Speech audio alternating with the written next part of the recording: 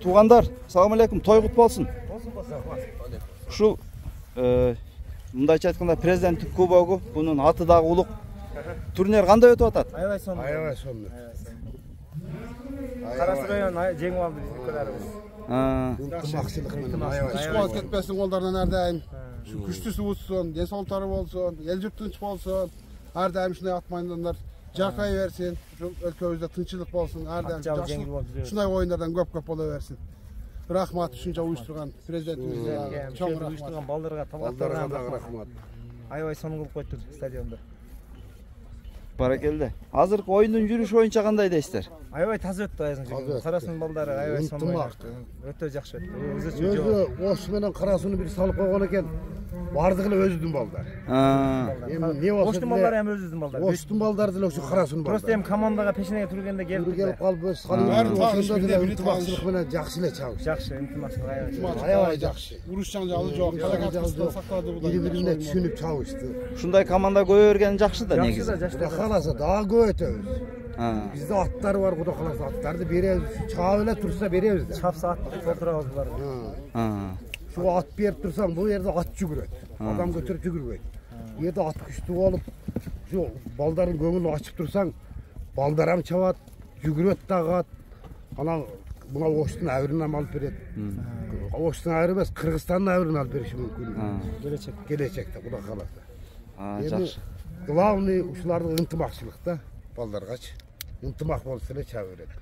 Мына көз деле канча 2004-жыл, 2000-жылдары bu жерде 3 жыл, 4 жыл 5-5 жаптык. Ошондо деле ынтымак болуп эле чаап, Кудайга шүгүр 2-, 3-чү орунга дери алдык, 1-чи, 2-чини албадык го. Ошондо эм жакшы эле чаптык.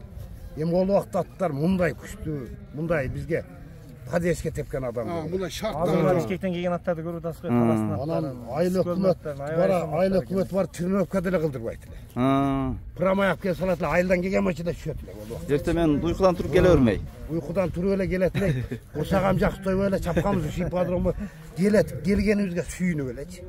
Ипподромдо улак болот экен, ушуга биз чабат экенбиз деп келип, обедти алып берсе бирөө, ошого сүйүнүп ам чапканбыз. Ал балдарга шарт түзүп, мына укам кечеги спонсор болуп бир кой алып келип берди. Ошону спонсорлордон канча келип атат. Ана бүгүн дагы кылабыз азыр ушунчалык неме болду. Кантип кылбайбыз, балдар чаап турса кылыш керек. Анан балдар чабат. Саат токпосо. Саат токпосо кочок болот дегендей күч болуш керек. Убакыт болуш керек. Убакыт болбосо илгери бизге спонсор деген болгон эмес, өмүрчү. Атты айылдан минип келет биз. О, азыр буларды камазга жүктөп келип. Айыл өкмөт чалат эле, чалбайт эле, бирөөнү жөнөтөт эле, аттарды минип ипподром койсун деп. 5 күн болсо ham ачка жер өрөт эле ушул жерде. болбосо минип кетет эле. Кайра минип кетет эле. Машина жок, омонда техника кайсы. Кудай кааласа, заман өзгөрүп, мына заман өзгөргөнгө Стадиондо аябай сонун жакшы шарттан жакшы болуп калды. Калгатайм, рахмат. Балдарга дагы спонсор болуп беребиз, Кудай кааласа. Келечеги бар бул балдардын. Оюн көрсөтсө эле болду. Оюн көрсөтүп берсе болду бизге. Ушу ошо болсо Кыргызстандын абырын алса болду бизгечи.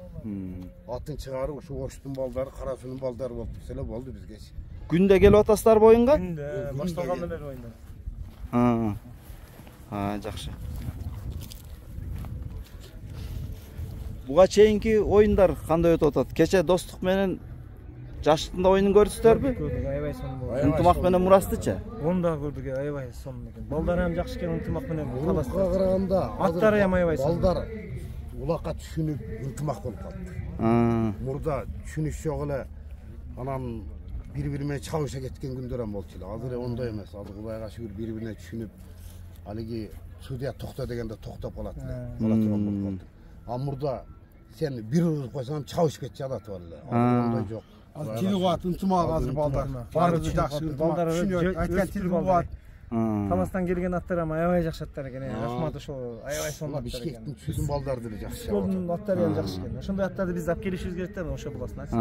Ошондой аттарды алып келсең таза кондо аттар аябай сонун жүгүрүп кетет. Эми көбүнчө азыр мына жүгүрүп аткан биздин Кара Суу районунун оюнунда деле таза кондо аттар жүгүрүп. Балдарда сырттан келген өздөрүндө ат болуп атат. Ошо таза кондо спонсор көбөйүш керек да. Спонсор көбөйүп, колдоо көрсөтүп турса, балдар чаба берет. Анан балдардын өзүндө жок аты жоктор бар да. Анан ол ат алайын дегенге бул чоң пулга акчасы жетпеген балдар бар. Ошолорго берип турсаң эле чаба берет. Ол аттың атын чыгарат. Ол атын чап же неме кылбайт, onun үчүн атын чыгарып ошол жерде даңкы талайга чыгып неме кылган жакшы да. Кайра. Бу атты аябаш керек. Болсо бере бериш керек атты. Мына жерде башкарган Талгатка ham рахмат. Аябай соңуп койду стадионда. Allah razı olsun. Мына судьялар ham реальный кылып атат. Судьялар дагы жакшы, түзүк, бирине тартыш жок.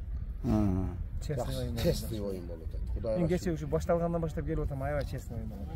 Мына эркек акиматтын иши мурун ондой жок эле. Кичине бир ат тийип кетсе, же качып тийип кетсе, жыңдашып. Мурун судьялар ham ого кайсы команда мурун жакшы чабып аткан болсо ошого карап тартып, биякта команданын түртүп көчүлө. Азыр ондай эмес. Кудайга шүгүр, реальный чечилип атат. Азыр жакшы, өтө жакшы убакчы. Бардыгы судьянын айткандай болуп атат. Мурун судья өз деле сатылып кетчү эле. Ошо сиздердин оңуңузда кандай эле чындап эле? Чындыгында мурун бизде көбүнчө мындай Бишкекте ошо өнүгүп кеткенде бизге ошо кийин келген да. Ошон үчүн Бишкек дагы алдыда жүрбөйт. Талас, Сары Өзөн деген командалар кандай ошо. Олордо эми спонсорлор көп да. Спонсорлорго бат. Мурун илгери ушундай угуп калчу элек, эми чынбы калппы билбейм, баягы оюнга бир күн калганда судьялардын колун майлап койчу эле деп. Эми ону биз өз көзүбүз менен көрбөсө айтыш кыйын. Анан негизи тартат эле. Жок, эми сиз ойноп жүргөн оюнчу катары сурап атам да. Ол илгери тартат эле. Эмне дегенде бизде мына Каракулжа, Өзгөн, Чапчылы, биздин Кара Суроян, мына Өзгөн, Ноокат, мына Алай келет ошо. Келгенде все равно биз совет менен Өзгөн менен чаап калсак эле. Чачларга жүгүрүп жүрөт. Эми ошолорду судьялар ошак тарапка, буяка кылып тартат эле. Биздин Кара Суроянды действительно алдыга тарткан адам болгон жок. Анан алдыбызга спонсор ham болгон жок. Мынау команда чабат, мынандай түртүп же судьялар менен тартышкан адам ham болгон эмес да. Бир судья биз тарап болгон болсо ошо эртекте иштен айдайт эле ошо. Негизи анан өздөрүнөн болобу, onu негизи билбейбиз. Негизи кандай кылышат анан совет менен Каракулжа жакшы чаап жүргөн амалда, действительно. Анан эми биз бир жолу ошо Ноокатка түшүп, ушул жерде 3-чү орунду бир жолу Кара Суроян 3-чү орунду алганбыз. Башка малда 5-чи, 4-чү, 6-чы орунду алып жүрүчү эле негизи. Көз ушу 4 жыл 5 жыл чаптык да ушул алат. Бул эмне результаты эмнеден? Аттардамы же балдардын тажрыйбасы астыгынан болду? Аттан болот. Негизи анан чоңураак болуш керек. Машалла. Аттар Тайгазанга барыш керек. Аны биздин аттарды жүктөп келип эле Мындай туруп алайлы эле, бияк күн болуп калат экен. Тайгазанды көргөндө биздин аттар үлкөт эле малдачы. Негизи ошол малда деле ат болбосо адам көтөрүп жүгүрбөйт да. Бул ат болуш керек да. Азыр мына көрдүк, чарчап калган аттар аракет кылса деле кысып чыгарып айтат, ошондой нерсе да. Ошон үчүн ат главный ат ойнойт да. Улакчыларды чоң аламан улакса деле мен деген улакчы аты жок болсо 2 жылда жок болуп кетет. Оны эч ким тааныбай калат. Ошондой нерсе. Ат ойнойт. Ат ойнойт да бул жерде. Илгерчилер айтмакчы, атаң барда эл тааны, атың барда жер тааны дегенде, атың барда кыдырып жүрүп тааныйт экенсиң. Атаң барда эл тааны дегенде ошо эл менен тааныштырып, жетелеп жүрүп сен атыңды чыгарат экен да. Азыр үйдө ат кармайсызбы өзүңүз? Бар ат. Атым бар, буда деле ат бар. Буда деле миллиондук аттар бар. Эми менде миллиондук болбосо эми мындай орто ат бар эми. Кудайга шүгүр. Жакшы аттар бар. Жакшы ат. Жөө жүрбөйм дең. Ат кармайм, ар дайым эле ат. Тууган эле ат кармап кетебиз. Ата-бабабыз ат кармап келген, ат кармайбыз. Аттын үнү кул сарайда угулуп турбаса уйку келбейт деп коем. Негизи ошондой. Ат кармабасак бизде болбойт. Негизи айыл жериндебиз негизи. Айыл жеринде болгондон ат кармаш керек ол жердечи. Жакшы да. Аттар бар, жылкыларыбыз бар өзгө ылайык. Анан биз сырттан ат сатып албайбыз, өзүбүздөн чыгат бүт эле аттарчы. Өзүңүздө үйүр барбы? Бар. Өзүбүздө. Аразынан мындай Казан улакка жарачуулар чыгып атабы? Азыр мына ал жерде бирөө жүрөт. Ана Кабыл деген иним, мунун бир тууган иниси, менин кошунам болот. Мен атымын чоң, менин атыма чоң сатканмын. Азыр мына 5 метр чабат, өтө күлүк. Азыр келсе көрсөтөм аны. Мына биринчи чабылышы Mına Tayqazanға тренировка калган үчүн Тайқазанға келишим билбей атат, бирок ат жетпейт, акча жетпейт. Күлүк. Азыр мендеги ат да ошондой. Азыр жаңа 2 аси болду. Өтө күлүк. Мындай улакка чабылган эмес, аламанда чабылып жүрөт. Аргындаштырып баштапсыздар да? Былтыртан бери неме кылып, ошо аламанда чабып атат да, инилер мен чаппай койдум мен 10 жыл 15 жыл. Былтыр ошо Кабыл деген иним чапкан ошол. Кышы менен эле мына жерде айылда Ернис деген бала бар, ол чабат. Ошо чабып жүрүшөт азыр. Мен ошо бизден өзүбүздөн бээлерден чыккан урук ошол азыр бирөө чабылып атат. Мурун ушунун атасы чабылып жүрөт. Эшбеште. Менин аттардын өзү уруктун бээлеримен. Мен могу элди эле билет. Бул Бешбештен улактан кайтпайт. Аламандан кайтпайт негизи. Анан эми урук каны ошондой экен да, бул жылкы энеден болот да, атадан болбойт. Бие туйт да. Палван деле эне туйт ошондой да. Бие жакшы болуш керек да, жылкы биеден зависит этет. Анан менин аттарым мындай, бул кошунан билет, тулуп барат, миллиондук атка деле койбойм. Ошо кимдин биесине койсом ошодон токтоп калат, ошодон чыга берет. Чыга берет акыйкатта, алла мындай. Анан бирөөлөр урук алдым, паланча миллион, миллиарддык аттан урук алдым дейт. Мен ошо элден алган урукту эле чаба берем мен. Мындай миллиондук атка деле койгонум жок. Негизи. Биеден да. Биеден экен. Биенин затында болсо. Затында болуш керек да жылкы. Анан таптоонда. Таптоодо. Анан бизде негизи бул инемде эле мен деле жылкыны атты токтотуп бакпайбыз. Şu minip жүрүп эле жемди берип ошол эле нормасын. Улакка чапкан эле ошо норманы жейт. Баккан эле ошо норма, минип жүрүп эле бага беребиз ошол. Анан 200-300 атта кандай болуп калат? 200-300 атта мен эми неме кылбайм го, бир 500 аттын арасында жарабай калышы мүмкүн, 200-300 аттын арасында биздин аттар талкалайт, ачык эле. Аламан улакта да. Мындайча айтканда чарбага минип ошол эле учурда багып минилип жүрө берет. Чабылып минилип арабага деле немеге деле дыйканчылыкка деле иштетип чаба беребиз. Улакка деле кете берет. Биз аламанга деле 5-5ке деле универсал. Андай немеси жок. Бузулуп, сузулуп, бут сутуп деген болбойт. Ошо токтотуп койгон аттар бузулат да. Жанагы азыр көз жара деп тез чыгат. Ошо ысык чаап койгондо май түшөт да бутуна. Ошо көз жара ошо тез чыгат. Бул токтоткон ат, минген аттан ондай айныбайт экен. Илгери ошо минеле жүргөн азыр ушу мына жакын жерге деле фортер менен барып аттарды ошодон ысык сууга айнытып койбокчу. Илгери ата бабабыз Жалал Абадта болуп калса Жалал Абадка, Советте болсо Советке, өзгөн болсо өзгөнгө алай болсо албай минип барган. 1-2 күн мурун эрте чыгып. Барып адия болот, ол малда ошондой эле конок кылышат.